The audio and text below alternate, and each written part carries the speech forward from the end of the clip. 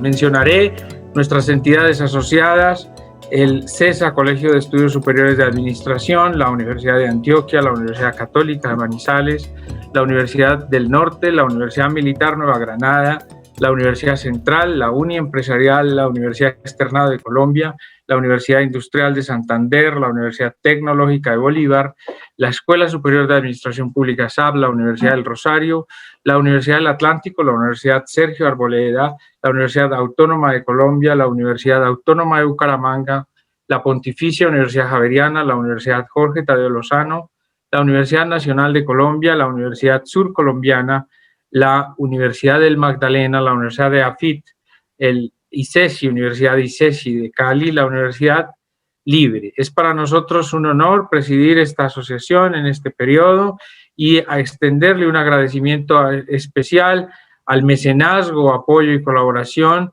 de la Embajada de Corea, en especial al señor embajador Chu Yong-jun, quien fundó esta asociación ya por el año 2012 en Colombia, y a su regreso a Colombia puede estar en este momento apoyando en la cooperación de la asociación y de sus trabajos.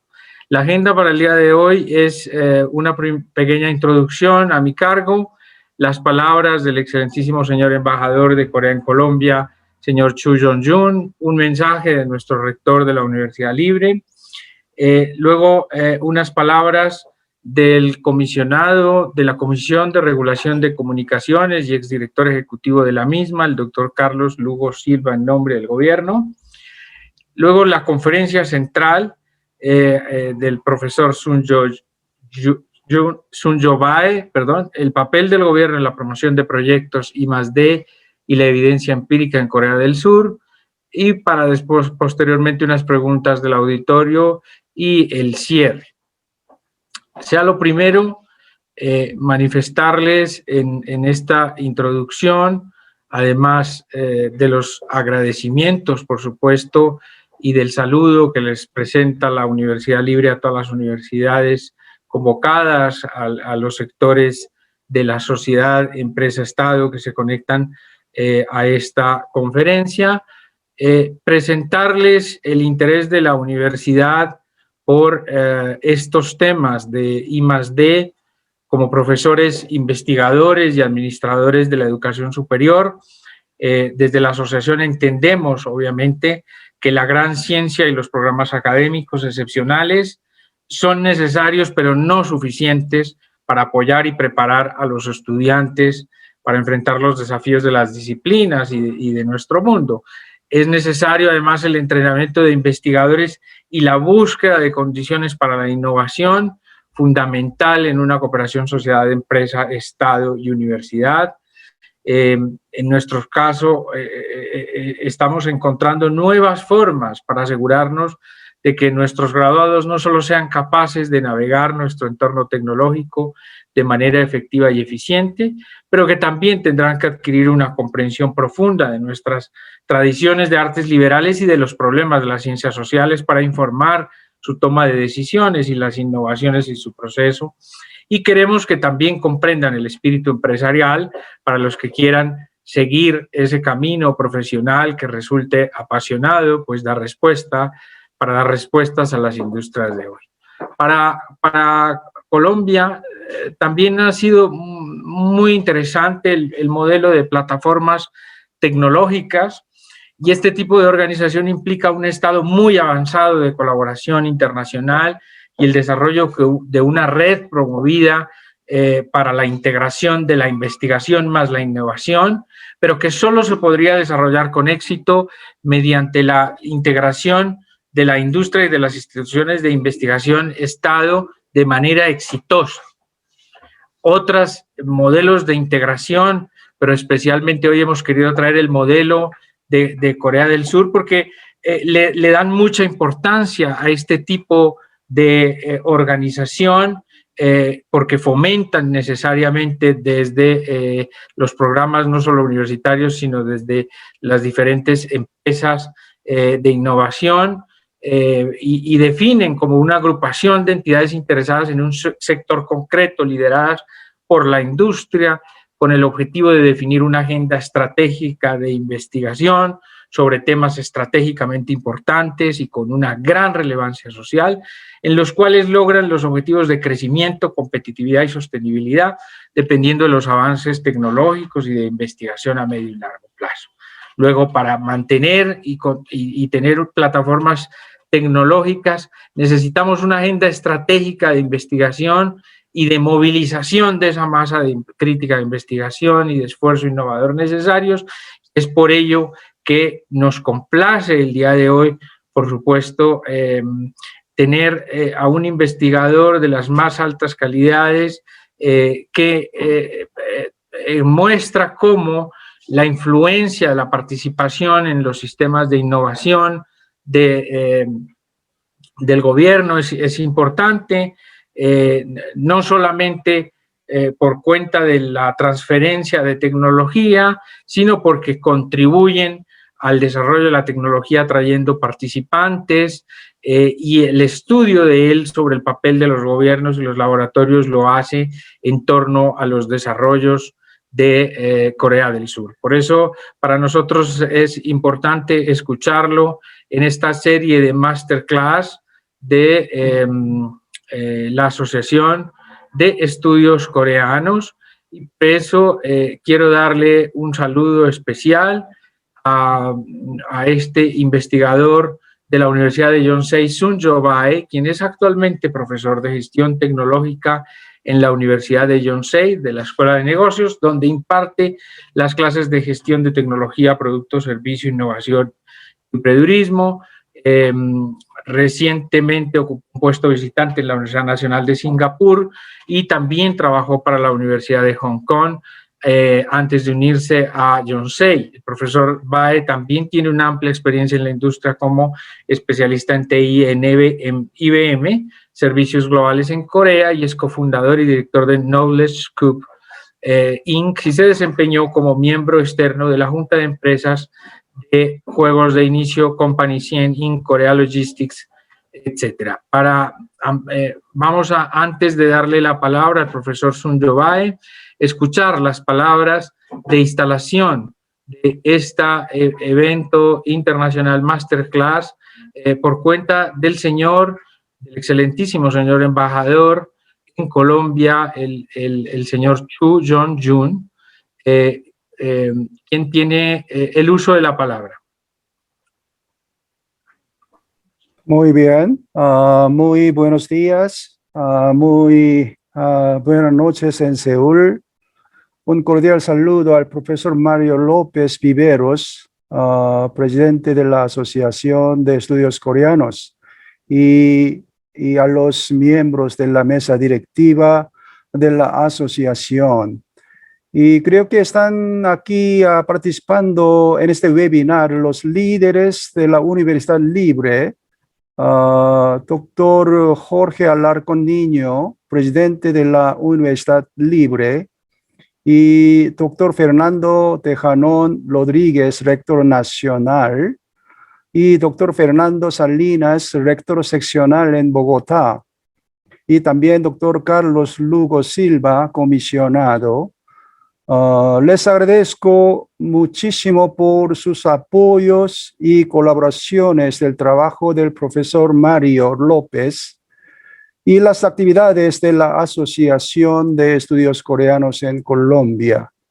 Espero que ustedes mantengan sus apoyos y atenciones a la asociación y también a profesor Mario.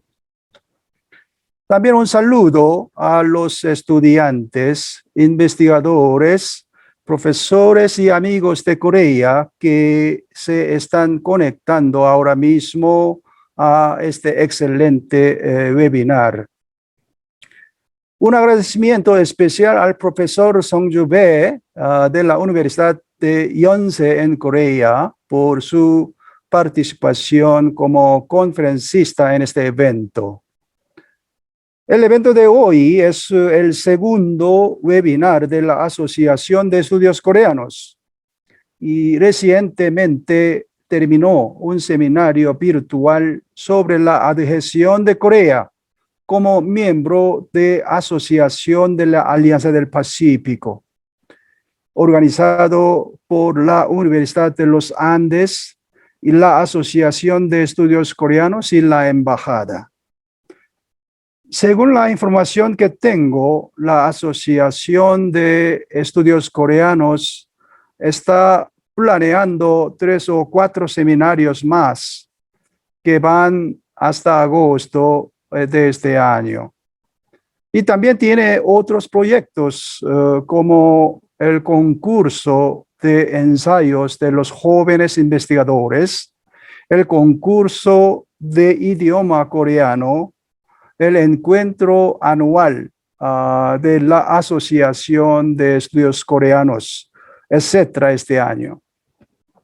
Me alegra mucho que la nueva mesa directiva, liderada por el profesor Mario, esté haciendo varias actividades para fomentar la cooperación académica entre Corea y Colombia y también para elevar la imagen de la Asociación de Estudios Coreanos en Colombia.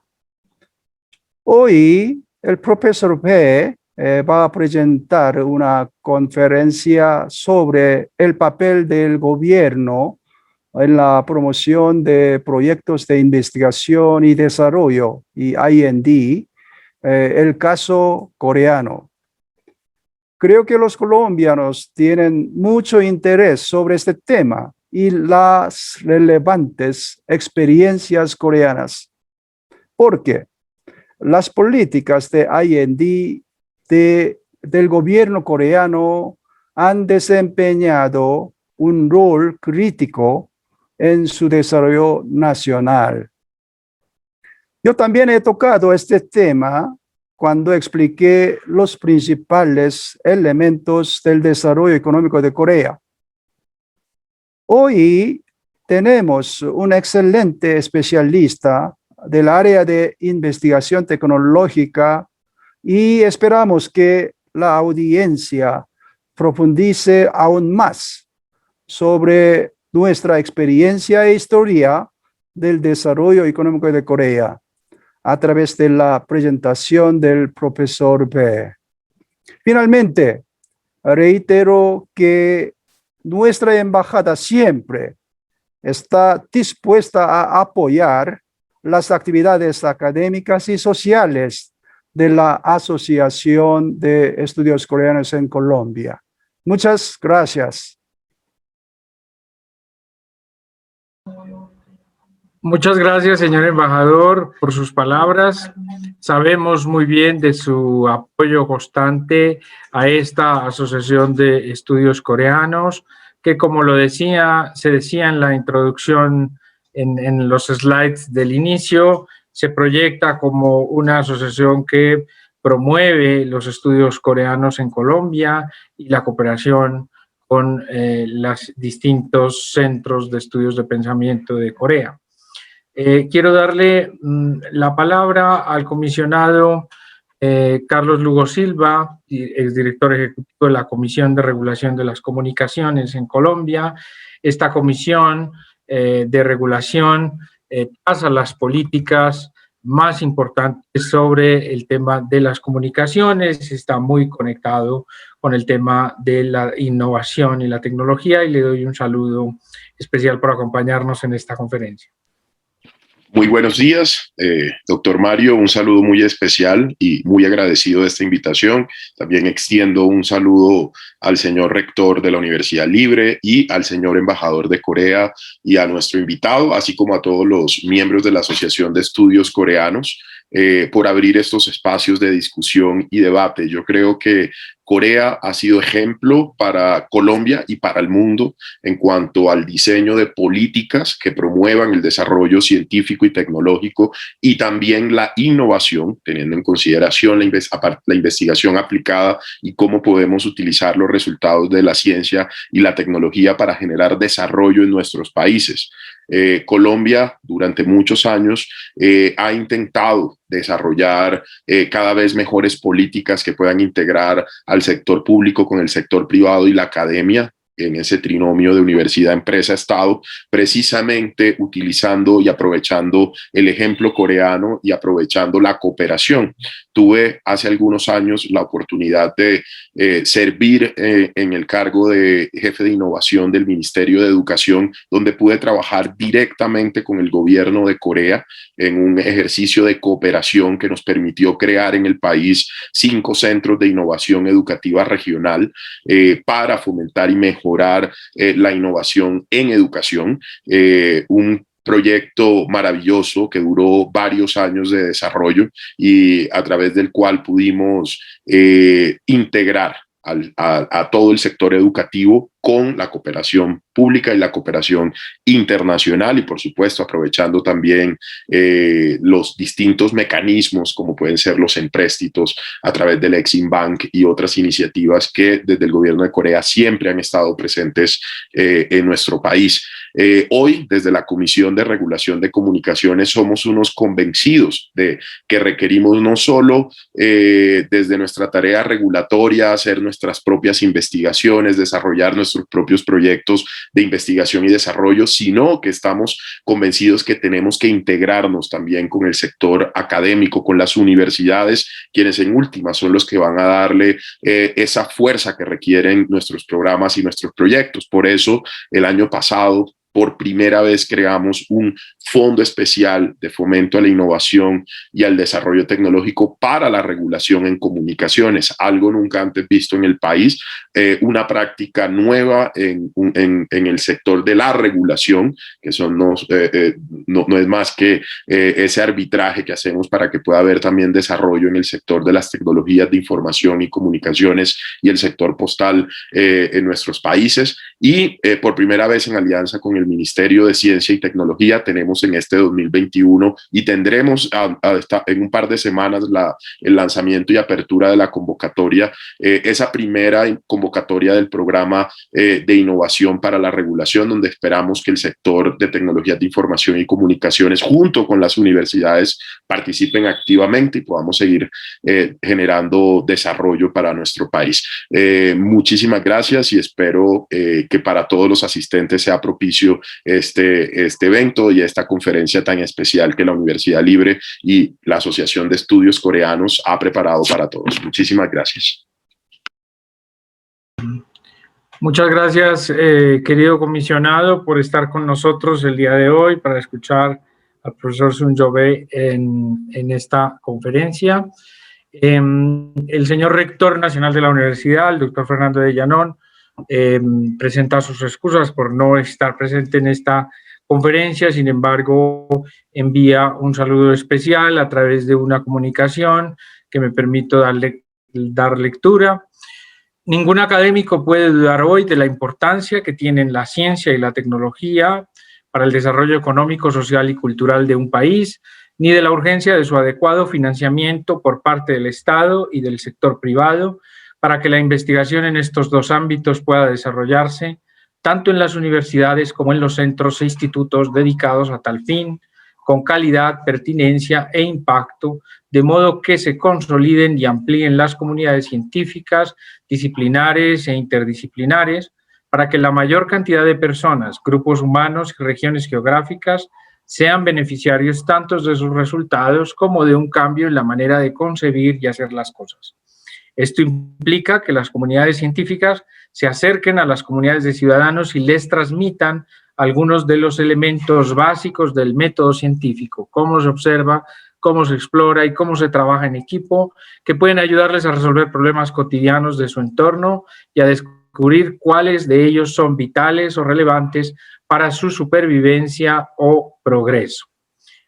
Hoy cada uno de los habitantes de un país tienen una doble ciudadanía. Son ciudadanos colombianos o coreanos y ciudadanos del mundo. Así que de la comprensión ética, estética y política de nuestro entorno y de los entornos lejanos y distintos y de las personas que los habitan con sus tradiciones, anhelos, frustraciones y expectativas que se fomente en la universidad depende que la ciencia y la tecnología se inserten como parte de una cultura local y que a su vez se desplacen a los márgenes o fronteras para buscar un fondo común de experiencias no estandarizadas que permitan enriquecer su aplicabilidad y crear un nuevo internacionalismo dialogante, empático y en el que, tomando las palabras de Martha Nussbaum, personas de medios diferentes se reconozcan mutuamente como conciudadanos en la comunidad de la razón. Celebro esta conferencia de la Asociación de Estudios Coreanos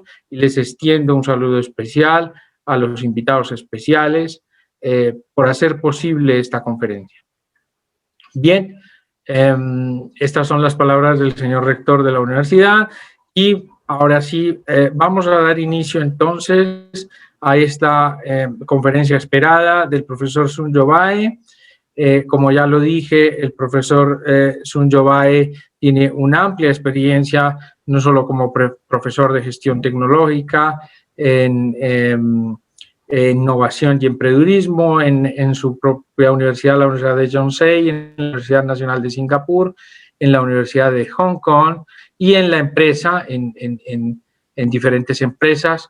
Recibió su maestría de la Universidad de Michigan Ann Arbor y terminó su estudio de doctorado sobre innovación tecnológica y emprendimiento en MIT Sloan School of Gestión. Publicó artículos de investigación en diferentes revistas y tiene bastantes proyectos de investigación en curso sobre estrategia de plataforma, evolución tecnológica inversa en países en desarrollo y tecnología y emprendimiento. Está involucrado, por supuesto, en roles administrativos en Yonsei, dirige actualmente la Fundación de Apoyo Empresarial Yonsei y es el decano asociado de Sangnan Institute of Management, que ocupa el primer puesto en programas corporativos personalizados en Corea para tiempos financieros. Bien, sin más, por su amplia experiencia, me permito entonces darle la palabra al profesor Sunjo Bae. Okay, thank you very much, Mr. Mario Lopez, and thank you for having me. Gracias y muchas gracias por invitarme. Quiero empezar primero compartiendo mis diapositivas. No tienen problema, ¿las pueden ver bien? Perfecto. Entonces, ¿cuánto tiempo? Quiero aclarar eso antes de empezar para que pueda manejar el tiempo. ¿Cuánto tiempo para la presentación? 30 minutos para la presentación. 30 minutes, okay. Wow. All right, so I'll be very brief then. Voy a ser bastante breve entonces. Muchas gracias por invitarme. Pleasure to be here to talk about Korean innovation, how we actually achieve technology development for past 30 to 40 years. It's been a very interesting story for other developing countries. Now we're shifting from developing country status. De un estatus de país en desarrollo a un país más desarrollado. Entonces, lo que quiero hablar en esta sesión va a ser del pasado de Corea y cómo nosotros desarrollamos las tecnologías con el tiempo, y también voy a hablar sobre el futuro de Corea realmente, los problemas que tuvimos nosotros porque mantuvimos un cierto sistema y los temas que nosotros tenemos en investigación y desarrollo. Y también vamos a hablar sobre el rol que tiene el gobierno, que juega el gobierno en este proceso que les acabo de mencionar. Y luego, quiero traerles dos estudios, mostrarles dos estudios que yo desarrollé, que hice y otros, y los vamos a combinar en una sola sesión. Entonces, sí voy a hablar de estos temas. Bueno, esta es la imagen que teníamos en los 50 en Corea. Es el área, tenemos el área Gwanghwamun, que está justo en la mitad de la ciudad de Seúl. Y ustedes pueden ver que vemos como burbujas en este caso, no hay nada, no quedan edificios en esta imagen. Esta es una imagen que ustedes pueden ver, esta es del 2020. Ustedes pueden aquí ver que ha cambiado mucho de manera positiva. En cierto sentido, ustedes pueden ver que hubo mucho desarrollo de tecnología, cultura, economía y muchas cosas. Estoy seguro que le interesa en este tipo de cambios. Estoy seguro que también les interesa cómo estamos logrando este tipo de cosas.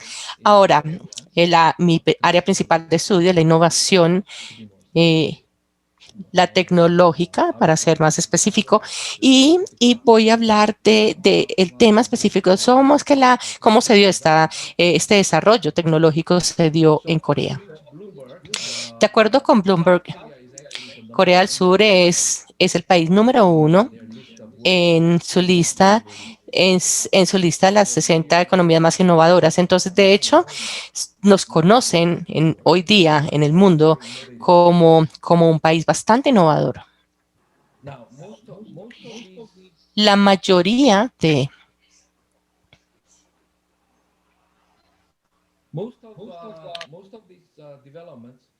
estos desarrollos, de hecho, vienen del sector privado, que no es el tema que nos trae esta sesión, pero brevemente voy a mencionarlo. Corea se volvió número 1 en la participación global en 143 productos, que ya en el 2012. Entonces, tenemos televisores de pantalla plana, tenemos paneles de cristal líquido, teléfonos inteligentes. Nos volvimos número 1. Teníamos una participación importante en estos productos ya en el 2012.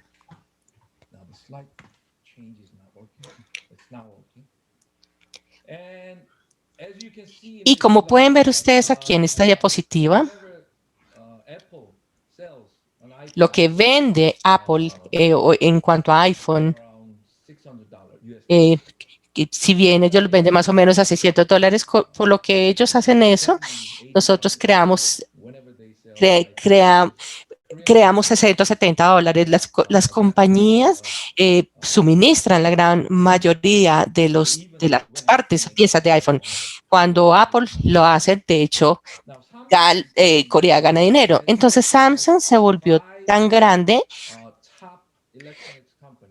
como forma parte de las 5 más grandes. Tenemos a Sony, a Panasonic, a Sharp, y de hecho excedió su valor accionario ya en el año 2011. Están operando a utilidad, de hecho, y supera a 9 compañías principales japonesas ya en el 2011. Entonces, dado esto, empezó, a pesar de que Samsung empezó mucho después de todas estas compañías, unas de estas compañías japonesas dominaban el campo de la electrónica. Entonces, se volvió una historia muy interesante y usted lo puede ver de acuerdo a lo que vemos en el sector privado. Luego tenemos aquí a Hyundai, que son globalmente las 5 principales en volumen de ventas. Su volumen de ventas estuvo dentro de los 5 primeros puestos en el 2013. Tenemos otras industrias que no mencioné, por ejemplo, las navieras la de desalinización. Tenemos a Celltrion, que es número 1, y tenemos otras 2 en el campo de productos biosimilares. Entonces, hay otras que podemos aquí. Tenemos la industria aeroespacial en Corea. Estamos en una etapa en donde desarrollamos, estamos creando aeronaves de próxima generación. No tenemos que importar nosotros este tipo de armas porque las armas son bastante en Corea, obviamente por el tema de Corea del Norte. Tenemos un espacio, también necesitamos unos cohetes de espacio. Todas estas son cosas que, tras de todo esto, podemos mirar la parte de tecnología, la intensidad de investigación y desarrollo en Corea del Sur. Si tomamos la medida del porcentaje del PIB gastado en investigación y desarrollo. Entonces, Corea del Sur ha sido número 1 en el mundo por muchos años. En este momento competimos con Israel en ocasiones, pero todavía estamos teniendo mucho cuidado de cuánto dinero gastamos en el PIB, en la parte de investigación y desarrollo. Estamos gastando bastante dinero en investigación y en desarrollo, y ese es uno de los motivos clave. Companies, they're moving ahead. Adelante.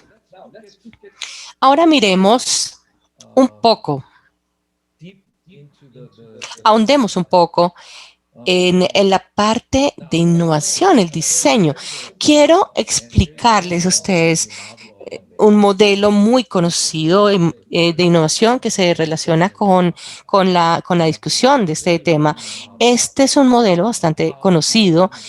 ¿Cómo es que sucede la innovación? Entonces, como pueden ver ustedes aquí, la innovación de productos se da primero, y luego vamos a tener mucha experimentación en diferentes diseños de producto. Y entonces, una vez el mercado decide sobre el diseño dominante, entonces vemos que es un diseño muy importante que selecciona con consumidores como nosotros. Nosotros compramos más cosas del mismo diseño, entonces ahí es cuando se vuelve el diseño dominante. Y una vez se selecciona el diseño dominante, entonces no hay necesidad de que se realice innovación de productos. Entonces todo este engranaje se pasa a la parte de innovación de proceso y empieza a ganar su dominio. La innovación de proceso también aumenta con el tiempo.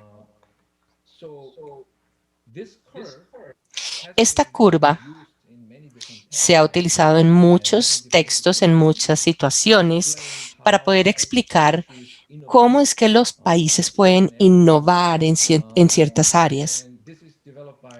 Esto lo desarrolló el autor Abernathy y Utterback en 1978.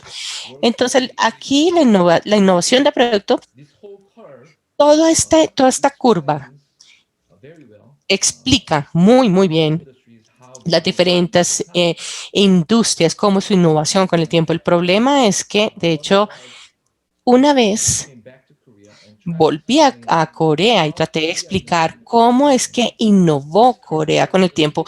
Esta curva ya no se ajustaba a esto porque esta innovación de producto tiene que pasar primero, tiene que darse primero. Y Corea, en la imagen que yo les mostré a ustedes anteriormente, nosotros no teníamos nada, simplemente teníamos escombros y todos los edificios destruidos.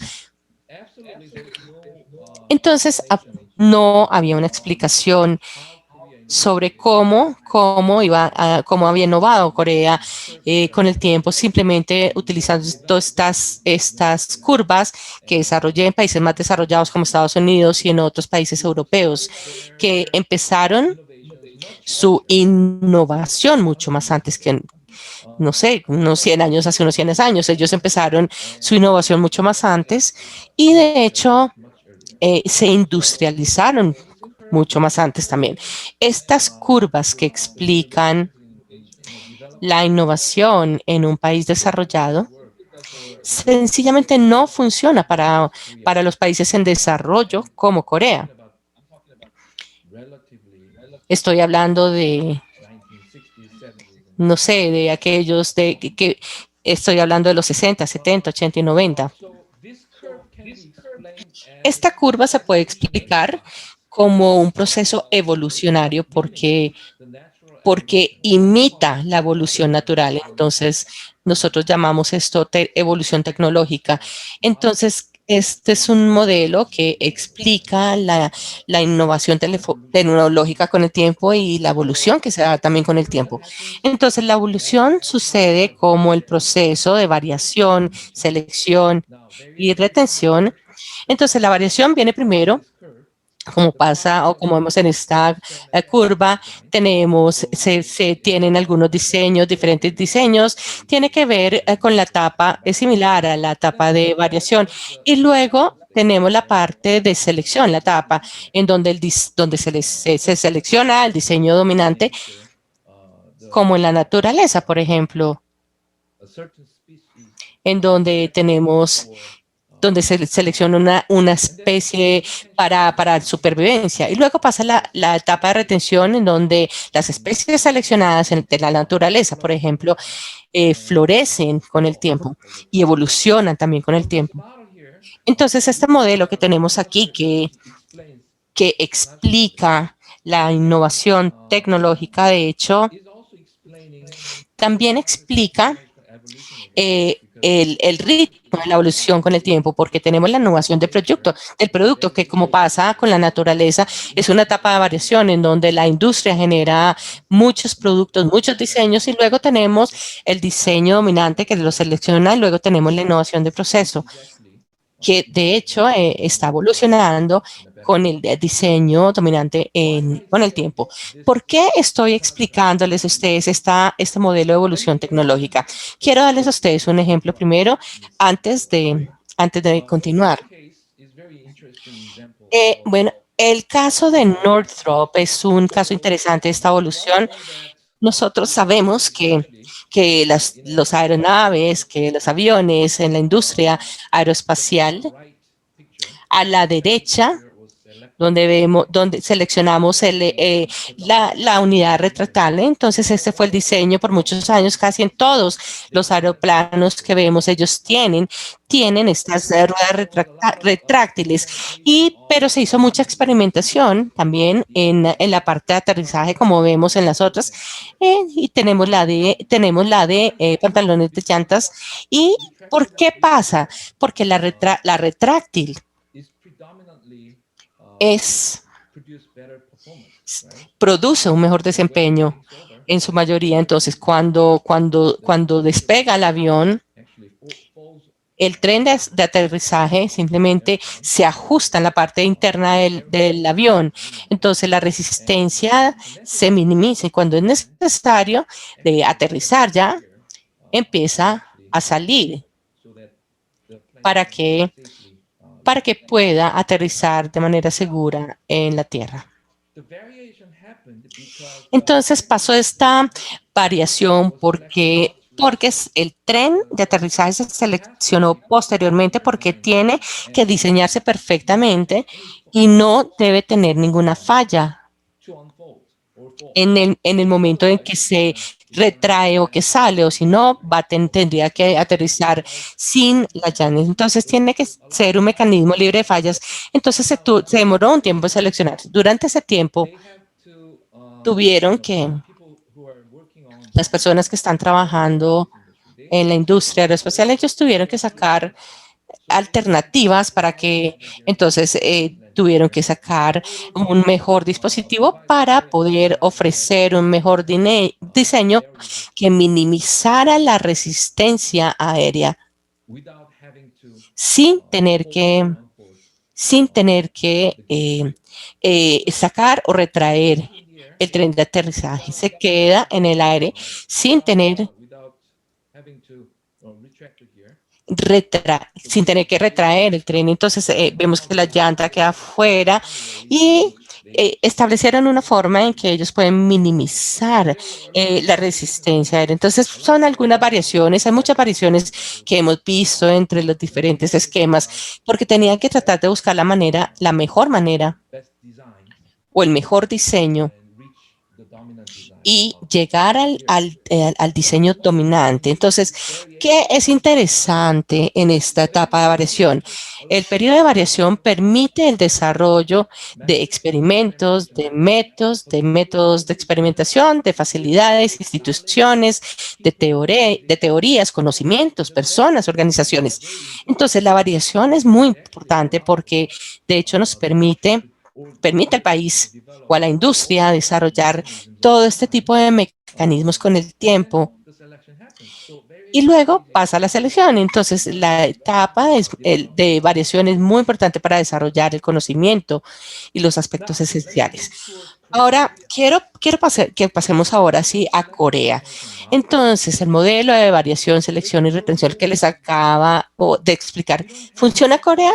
Nosotros no tenemos las instalaciones, no tenemos las personas el conocimiento, no tenemos la tecnología, como vimos en la imagen de los 50 o de los 60, tampoco teníamos el conocimiento o el poder para poder crear estos diseños. Entonces, la innovación de producto no pasó al inicio de esta etapa. Entonces, tuve que buscar explicaciones alternas. Esto se ajusta más, esto es más apropiado para los países desarrollados como Estados Unidos y otros países europeos que empezaron su evolución mucho antes.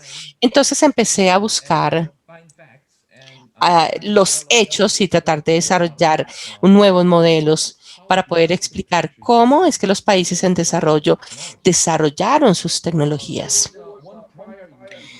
Hubo un ejemplo anterior, un investigador muy famoso en la academia, el profesor Let's Kim, que explicó, de hecho,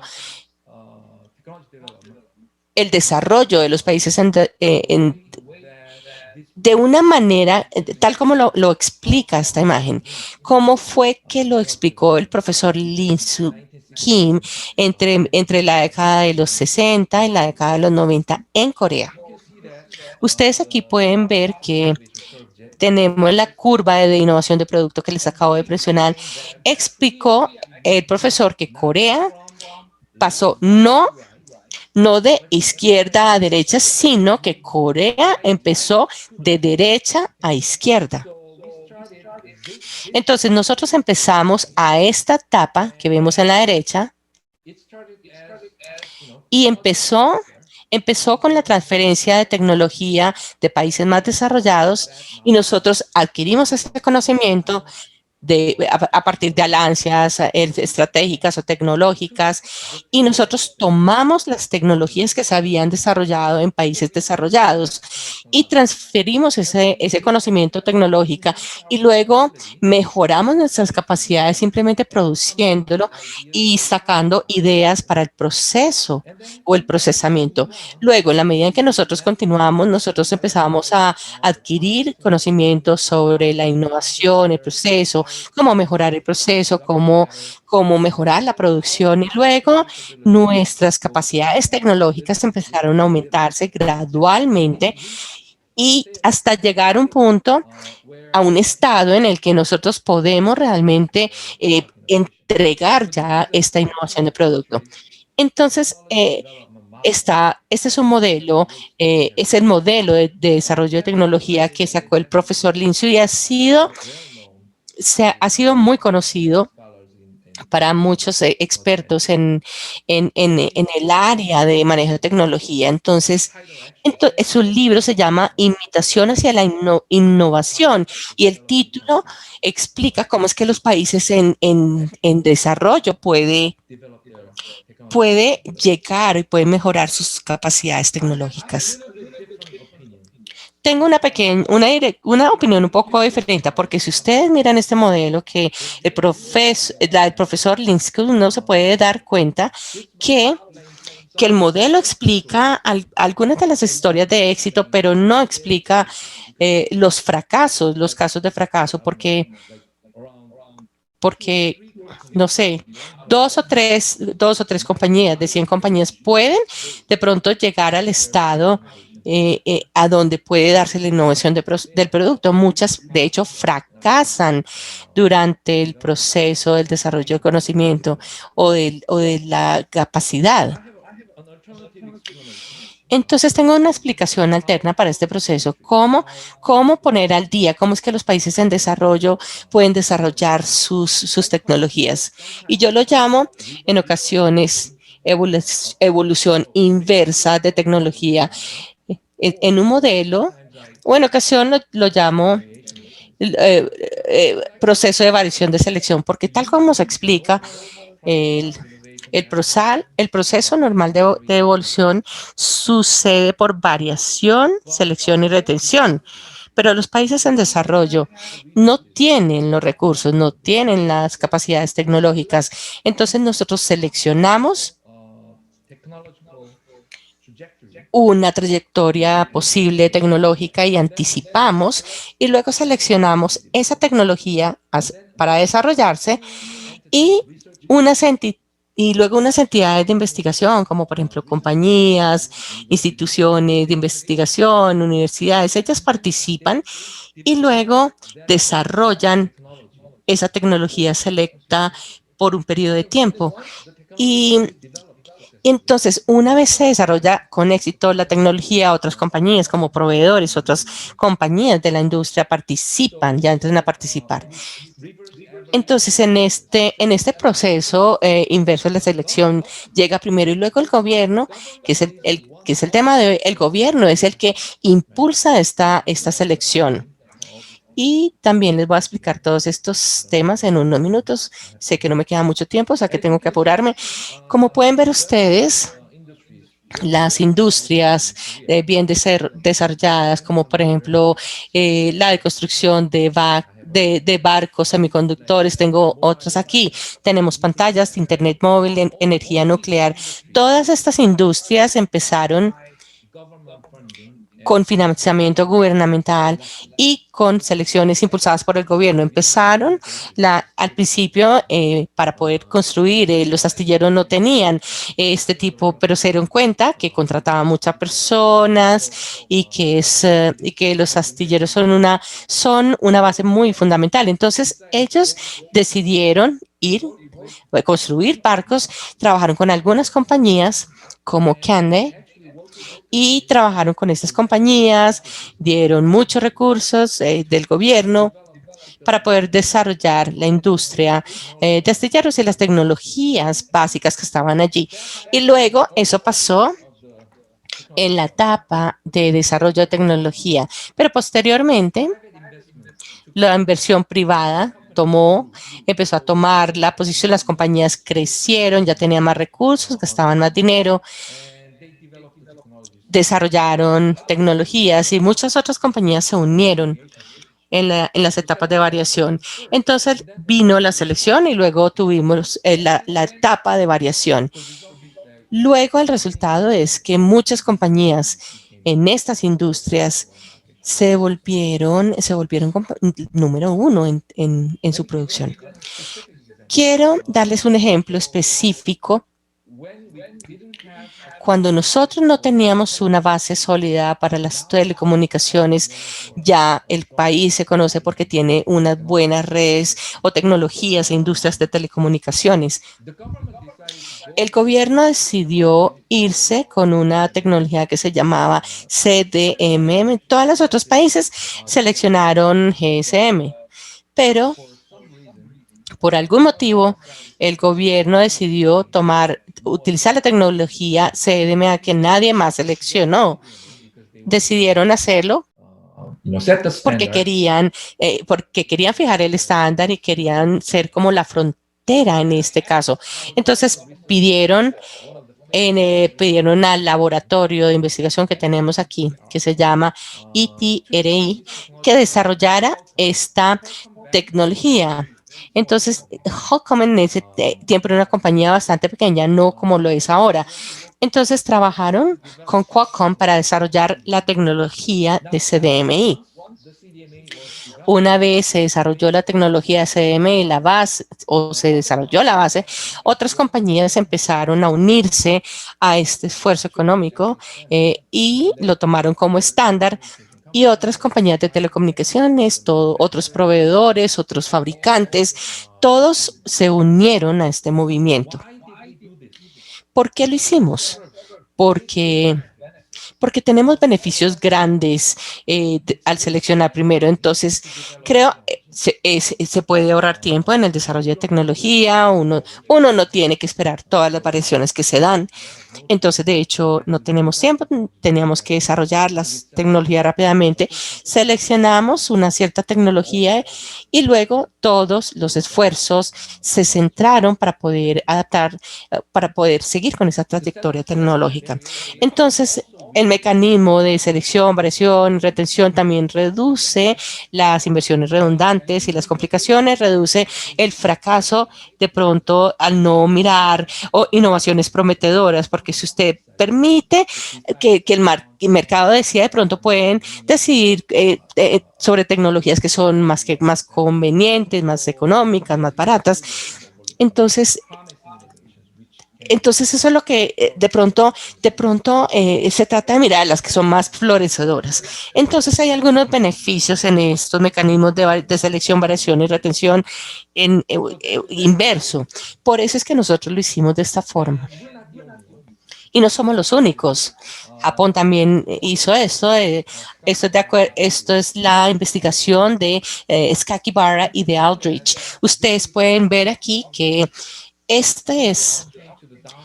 vemos de la parte superior e inferior, upstream y downstream, y vemos la comparación entre Estados Unidos y Japón. Lo blanco representa Estados Unidos y la franja negra Japón. Si ustedes comparan a Estados Unidos y Japón, Estados Unidos gastó más esfuerzos en las etapas iniciales, sacar muchas ideas, probar las partes mecánicas de sus ideas. Y Japón pasó menos tiempo y esfuerzo en las etapas iniciales. Japón ha estado utilizando este tipo de métodos de selección. Hay otros ejemplos de estas industrias específicas. Tenemos la industria VLSI, que son nuevos, que tenemos unas nuevas tecnologías de pantallas, y todas las tecnologías siguen el mismo patrón. De hecho, lo hicieron primero. Yo sé que nosotros seguimos el mismo patrón, y China hoy día está siguiendo este patrón. Entonces, los mecanismos de selección han funcionado como mecanismo principal de desarrollo de tecnología en Corea. Pero ahora tengo que mencionarles que hay un problema enorme en las variaciones de selección, en el proceso, en este mecanismo. Quiero que volvamos al proceso de variación y selección, que es un proceso evolucionario. En el proceso natural de variación, selección y retención, la selección se da en el mercado. Ya les expliqué cómo es que seleccionan los mercados el diseño dominante en la evolución natural de la tecnología. Y en el proceso de variación, selección y retención se da a través de prueba y error para buscar la mejor solución. Yo ya les expliqué las diferentes etapas en las instituciones, organizaciones. La etapa de variación es sumamente importante, pero cuando viene primero la selección en el lado del mercado, entonces el proceso de evaluación, el proceso de selección del mercado se omite. Y ahora en la parte de tecnología, los procesos de aprendizaje se saltan con ventajas adicionales. Entonces todo el proceso de experimentación se va.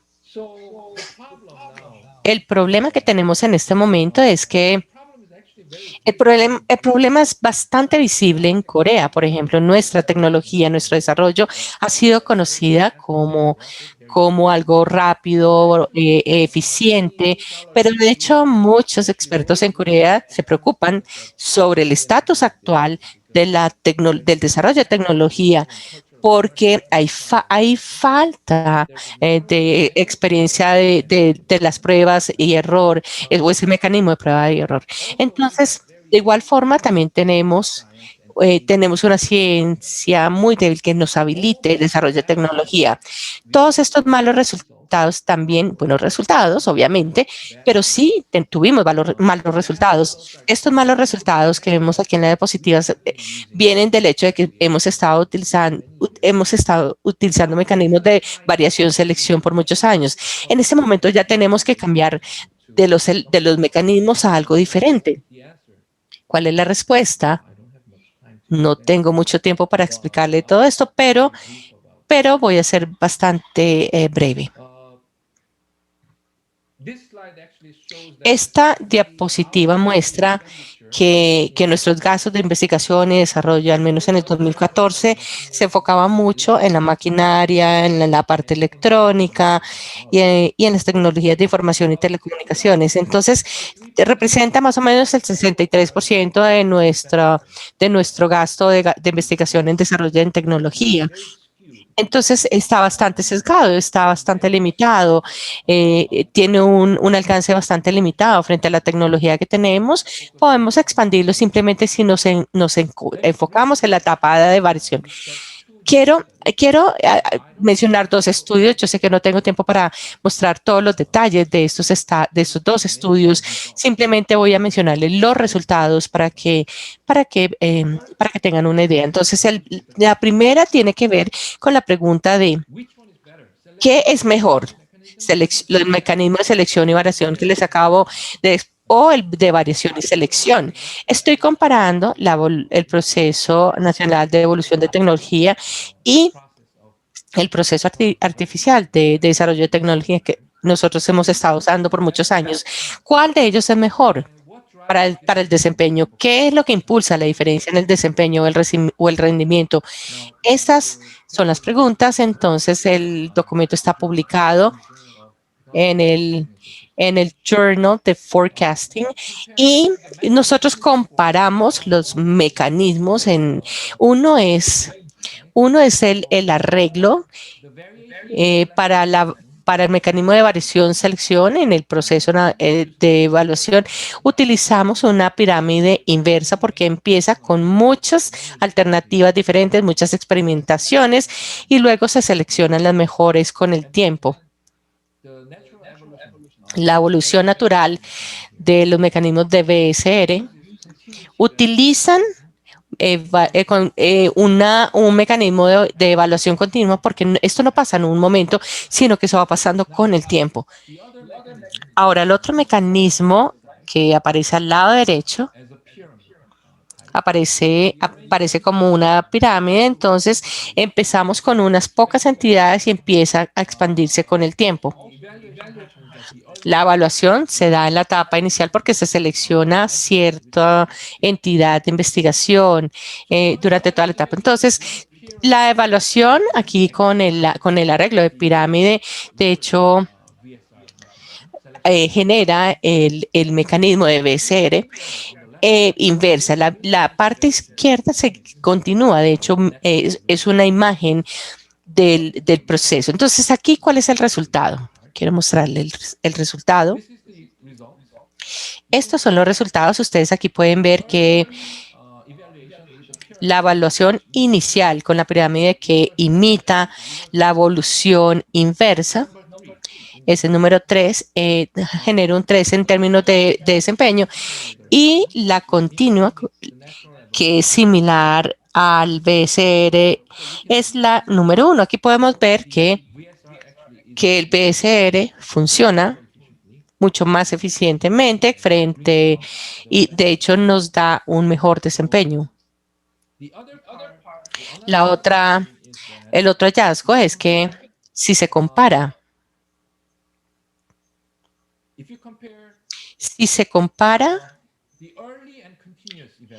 la evaluación temprana y continua en la parte izquierda y en la parte derecha, que es la continua, entonces la de la derecha siempre va a ser mejor que la izquierda. Significa que la evaluación continua, sin tener en cuenta el arreglo, la evaluación continua es mucho mejor en cualquiera de los casos del arreglo. Entonces, la evaluación continua es sumamente importante aquí. Ahora, lo que hemos visto en el documento técnico es que podemos ver la evaluación continua porque puedo utilizar el mecanismo de selección del mercado, que es el de variación y selección, o podemos evaluar de manera continua, implementar diferentes políticas.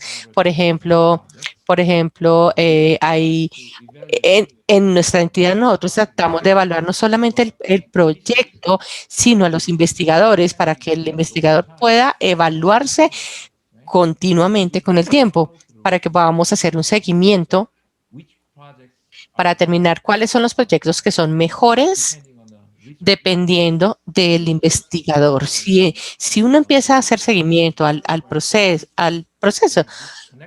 se desconectan, pero el mismo investigador puede trabajar en diferentes proyectos. Entonces, si se evalúa eso al investigador continuamente, entonces es bastante similar a la evaluación continua, que es mucho más eficiente en nuestro estudio. Entonces, la política coreana se enfoca más hacia esfuerzos continuos. Creo que eso muestra por qué la evaluación continua es mucho más importante.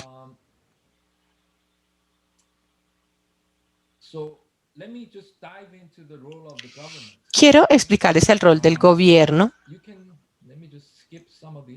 Voy a saltar algunas de estas. Ustedes pueden ver la estructura. Tenemos ICT, tenemos otros ministerios, tienen agencias especializadas que distribuyen los dineros de investigación y desarrollo. Y hay rubros asociados a este ministro. Entonces, esta es una estructura descendente. El gobierno juega un papel muy importante desde la perspectiva pública. De hecho, ellos deciden cuál es la dirección. Bueno, pues les pido disculpas, esto es lo único que tiene palabras en coreano. La agencia gubernamental, de hecho, planea toda la dirección del desarrollo. Ellos asignan los proyectos, hacen un RFP, la solicitud de propuesta y todas las instituciones licitan y envían sus propuestas. Y luego la agencia gubernamental y de planificación decide cuáles son los proyectos que se van a seleccionar. Entonces, toda la dirección de tecnología ya seleccionada por el gobierno en la parte pública.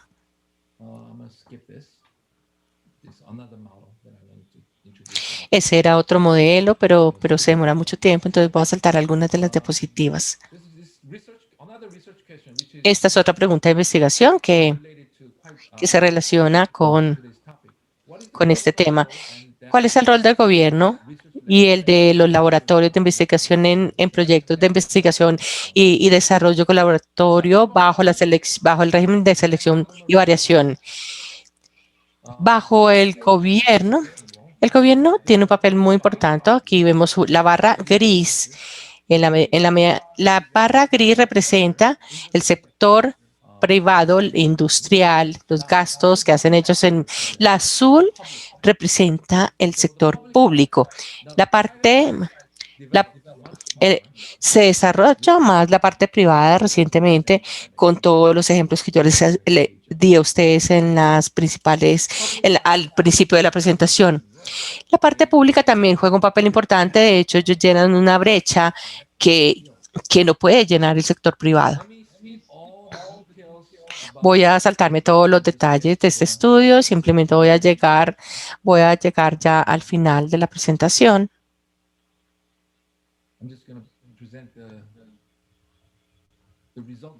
Quiero presentarles a ustedes los resultados de este estudio. Nosotros analizamos aquí de 5.427 proyectos de ERIDE que cubre la mayoría de los proyectos relacionados con ERIDE en el año 2018 y nos dimos cuenta que cuando los laboratorios de investigación del gobierno, nosotros los llamamos GRL, cuando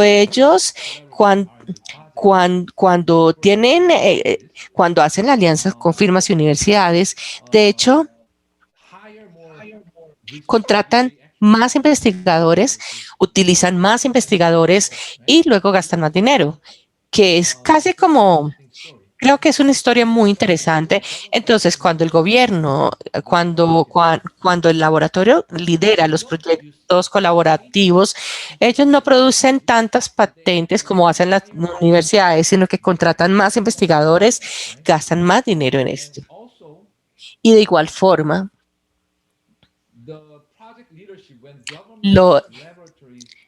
cuando los laboratorios toman este liderazgo, se enfocan mucho más en la parte emergente de crecimiento en comparación que en los otros casos.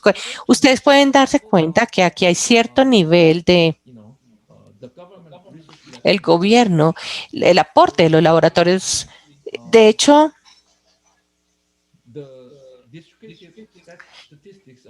las estadísticas de ese estudio muestran que los laboratorios del gobierno juegan un papel importante. De hecho, toman mucho liderazgo en los proyectos y ellos promueven el desarrollo de la tecnología en etapas más de surgimiento y crecimiento.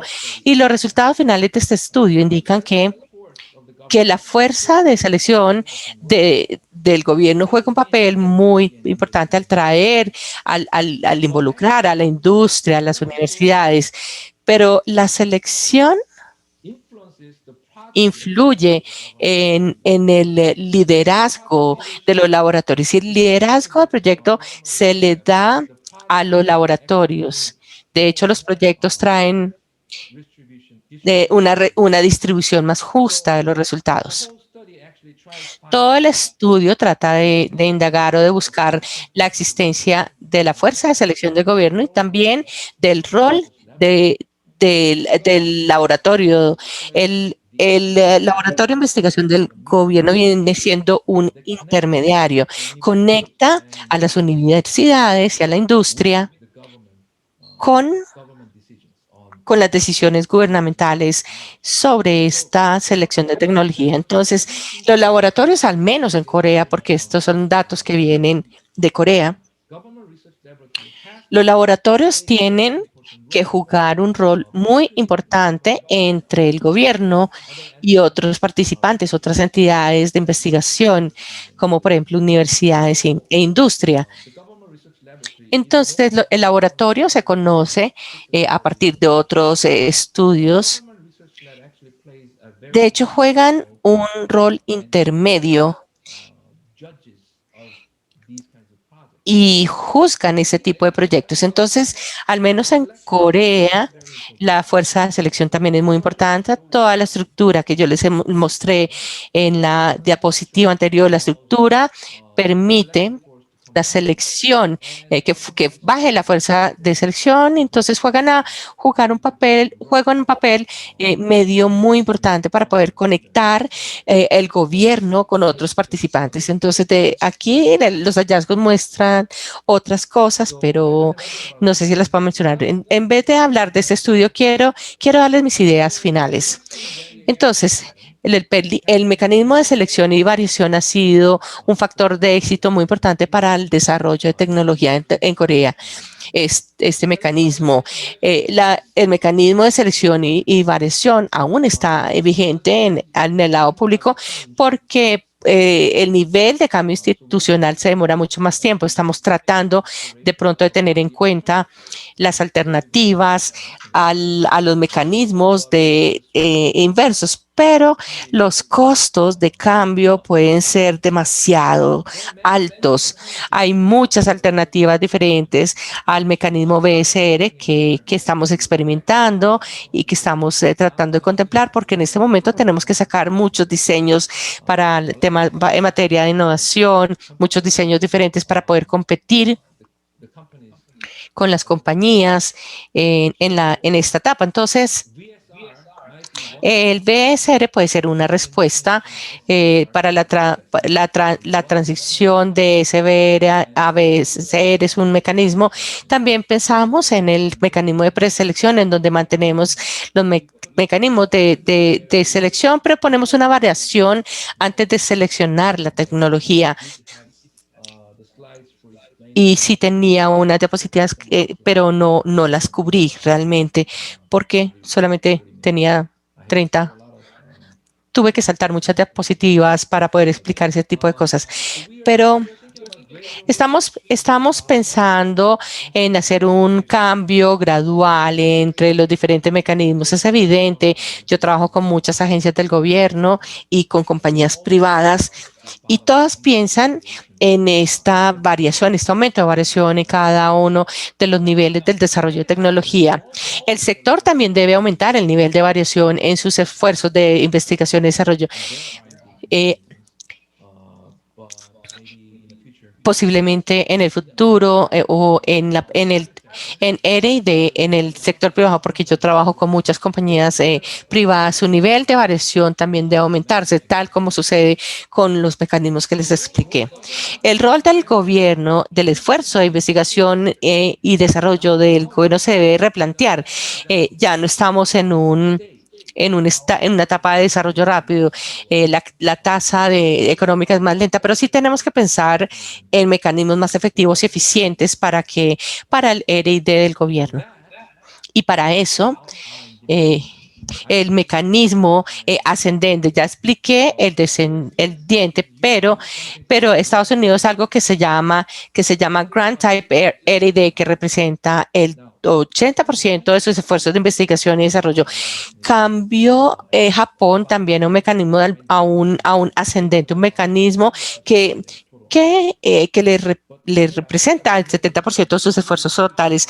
Corea todavía utiliza este tipo de mecanismo en el presupuesto. Entonces, esto es algo que nosotros como coreanos debemos pensar. El rol del gobierno en los esfuerzos de investigación y desarrollo deben cambiar hacia un mecanismo más efectivo y eficiente, porque si bien el sector privado juega un papel muy importante y toma una parte muy importante en la investigación y desarrollo, el sector público es fundamental y ellos tienen que jugar un papel muy importante para poder continuar. Entonces, quiero terminar aquí.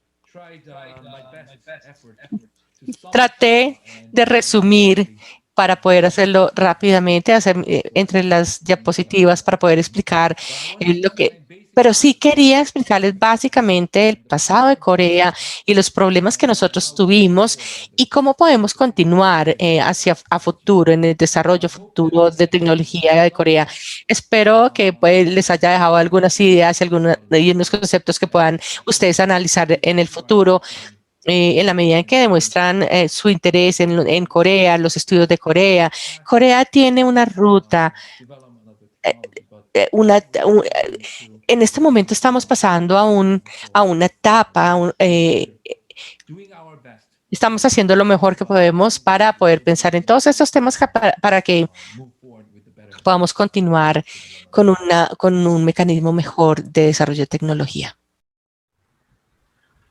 Muchísimas gracias, profesor Sun Yobay, por su exposición.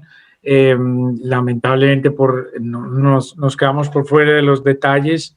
Antes de pasar a las cuestiones, a las preguntas de su investigación sobre este sistema BSR y la aplicación en los procesos de innovación, antes de pasar a las preguntas del auditorio, quería hacer una pregunta propia sobre el problema de la vigilancia tecnológica. Nosotros tenemos una metodología dirigida o enfocada a captar, analizar y difundir información de diversa índole con el fin de identificar oportunidades y amenazas provenientes del entorno que puedan incidir en el futuro de una organización. Eso le ha permitido, digamos, a las universidades evitar, digamos, duplicar la investigación, encontrar nuevas oportunidades de proyectos y socios. Así, la vigilancia tecnológica, entonces, puede utilizar dos tipos de técnicas para recolectar la información: el data mining o minería de datos, al análisis de datos numéricos existentes, y el text mining, la minería de textos que analiza documentos. Existen varios casos exitosos de observatorios de transferencia de tecnología con el propósito de trabajar en red para conectar investigación y empresa en América, con proyectos, buscar el éxito de proyectos emprendedores. ¿Cuál cree usted, digamos, ahí hace mucha falta entender cuál es el papel del gobierno en atender estos mecanismos de vigilancia tecnológica? ¿Cómo cree usted que debería mejorarse esta relación entre observatorios tecnológicos y financiación, y cómo esta relación, no solo con el gobierno, sino con la cooperación internacional, puede hacerse posible?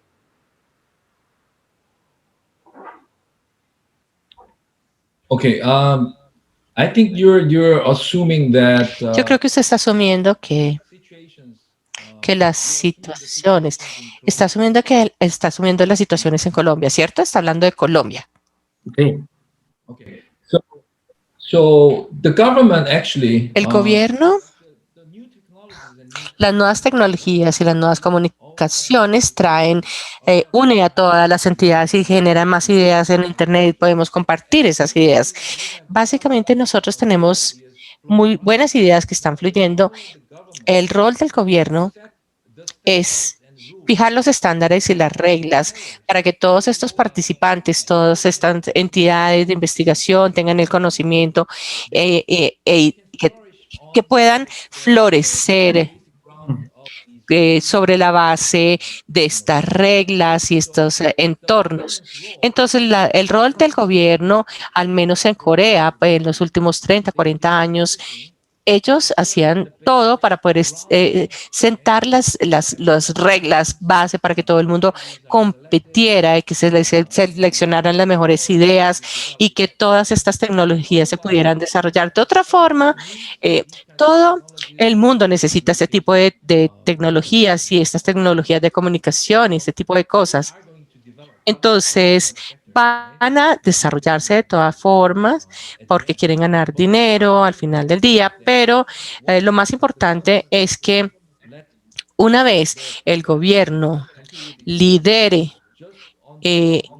simplemente sobre la base del mecanismo van a haber muchas ineficiencias. Entonces yo creo que el gobierno puede hacer muchas cosas que les expliqué anteriormente para poder diseñar una manera mucho más eficiente de desarrollar las tecnologías rápidamente. Y eso significa que en ocasiones uno tiene que establecer las reglas y en ocasiones uno tiene que limitar el número de compañías en la industria, etcétera.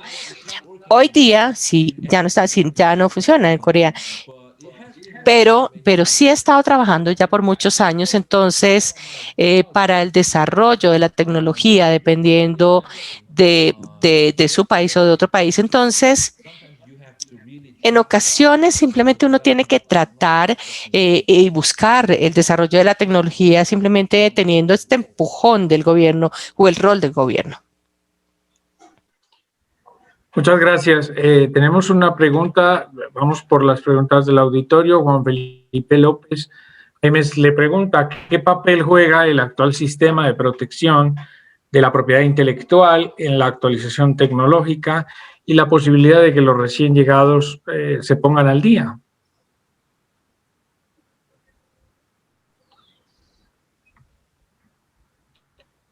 Very good question. Muy buena pregunta.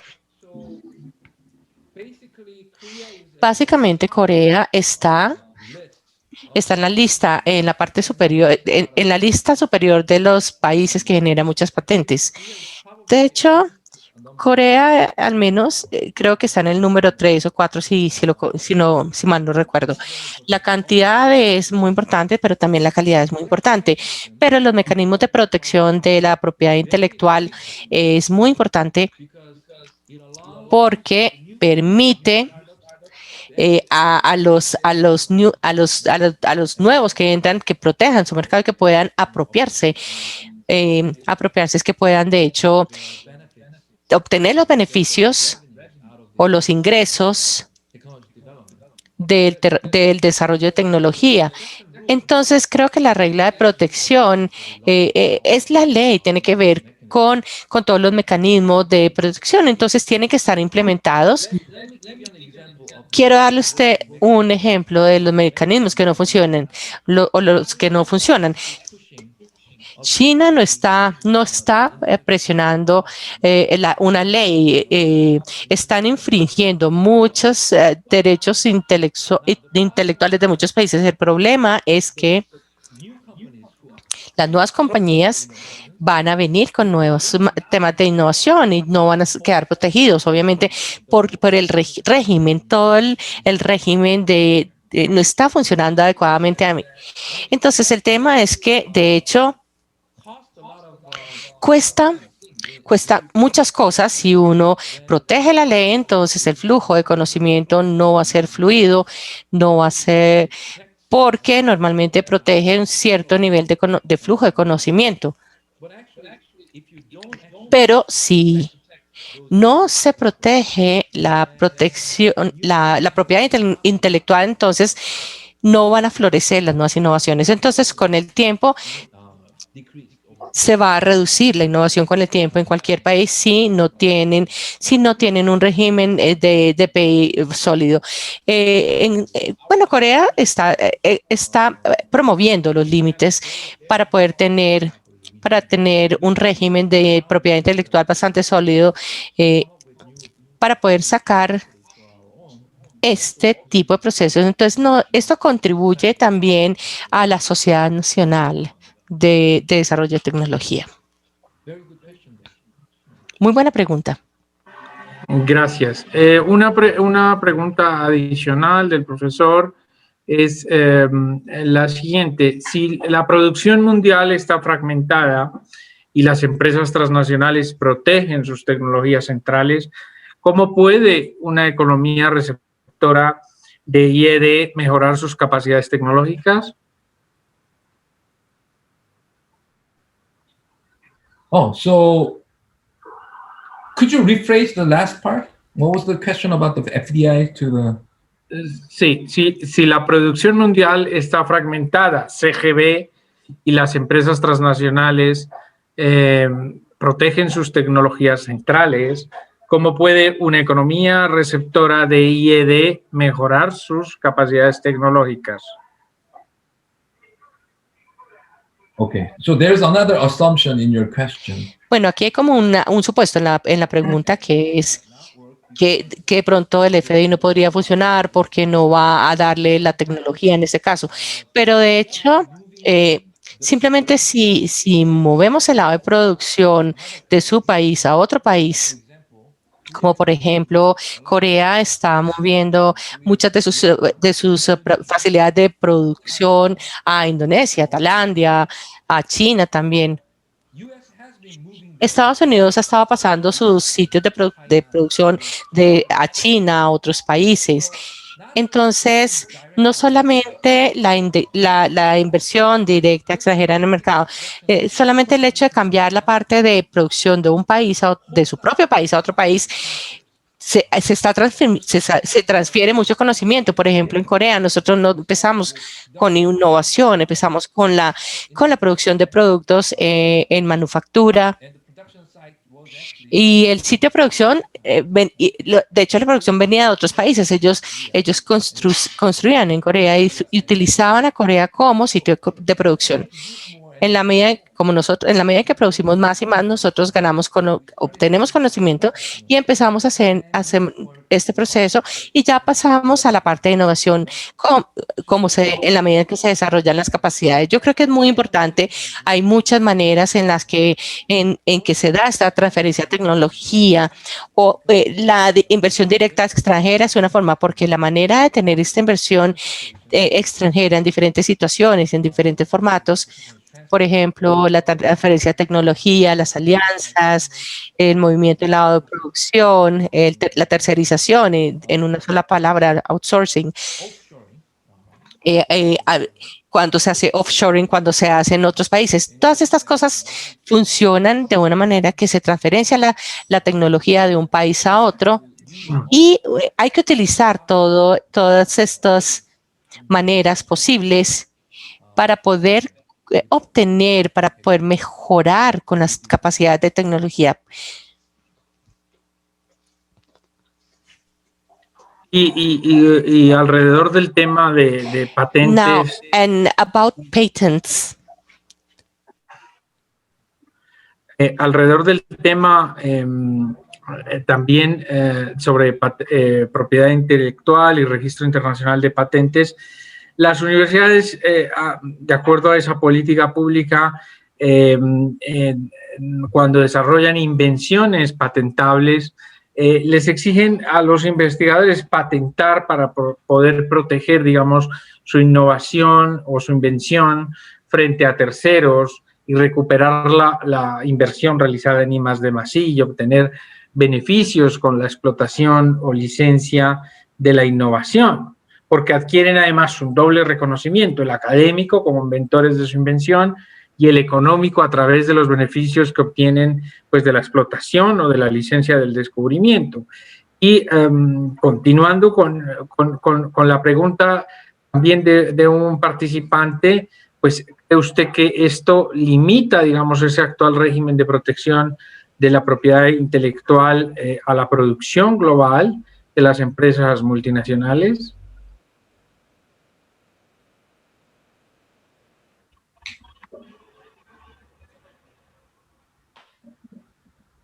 You mean like a companies, for example, like companies in the. Por ejemplo, las compañías. ¿Podría parafrasear la pregunta, por favor? Sí, lo que quiero decir es que ¿cree usted que los regímenes de protección de propiedad intelectual afectan, digamos, los procesos de invención y producción global de las empresas transnacionales a partir de esas limitantes? Porque se toman como el registro de patentes de propiedad, se toman como un reconocimiento, digamos, a los académicos.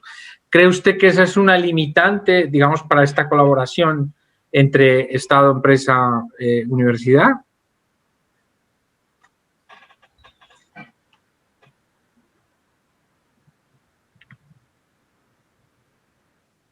I don't think it's a limiting factor. Yo no creo que sea un factor limitante. De hecho, yo creo una vez se tenga el régimen de patentes u otro de hay otro beneficio de hacerlo, que es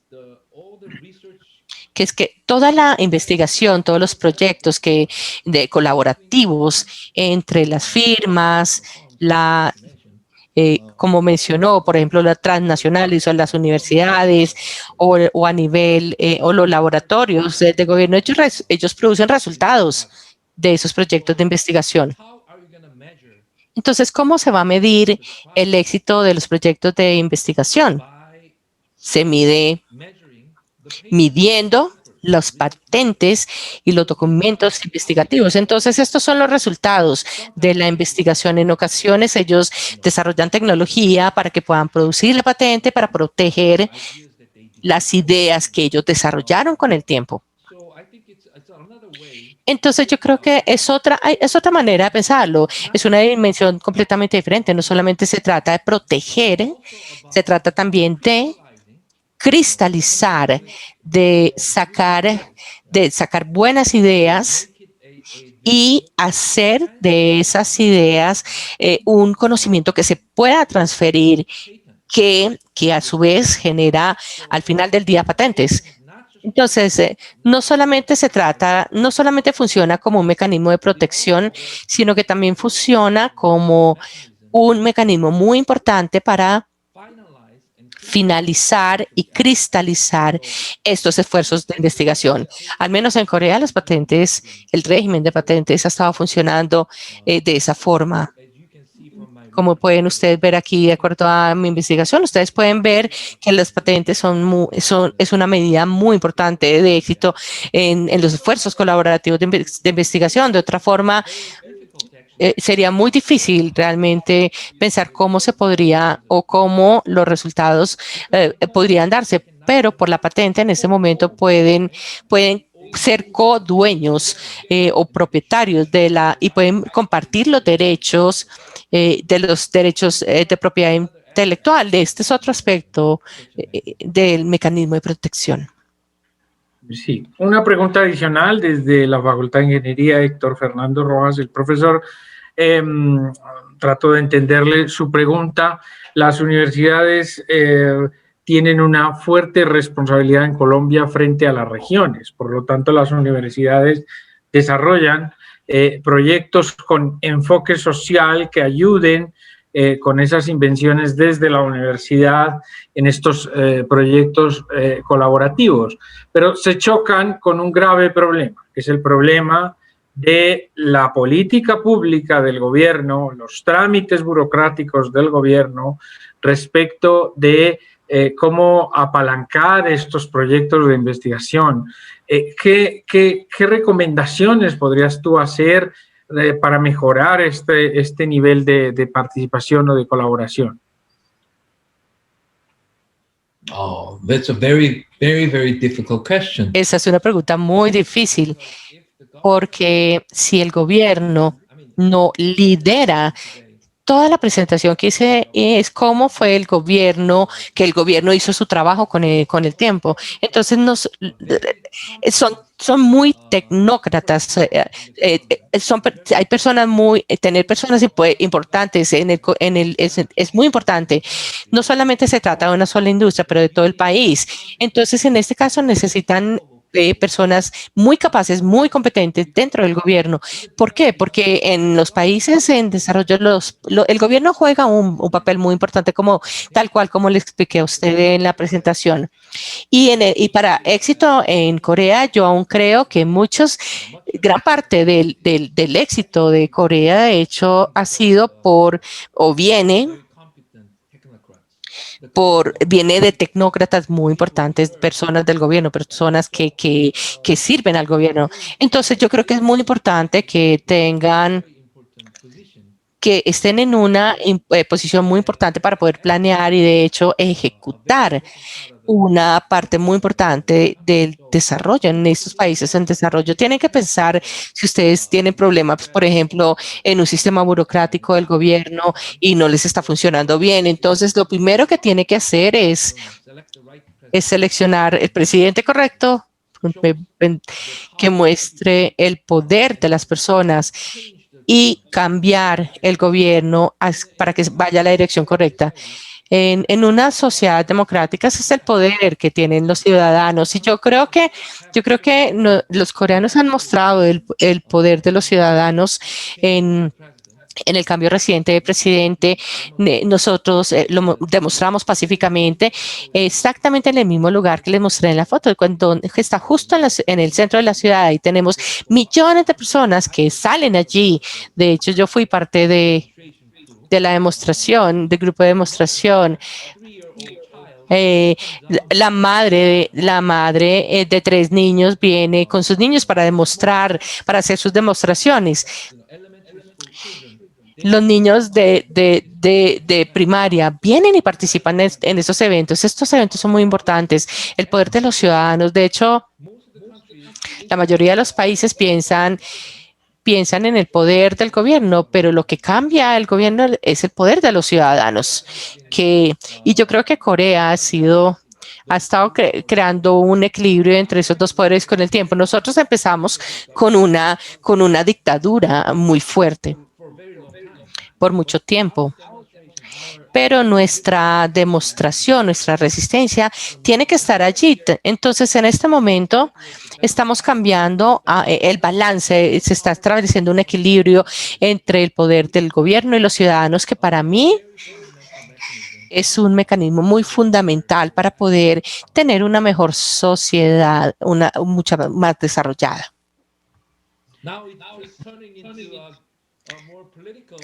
Ya se está volviendo un tema más político, ¿no? Sí, claro. Y eso me lleva a otras 2 preguntas adicionales del público para terminar. Pilar Delgado te pregunta, entonces, ¿usted considera necesario que los directivos de un gobierno tengan capacidades y conocimientos en ciencia y en tecnología para establecer políticas de cooperación e implementación de estrategias de I+D en un país? Digamos, la capacitación del mismo gobierno es importante.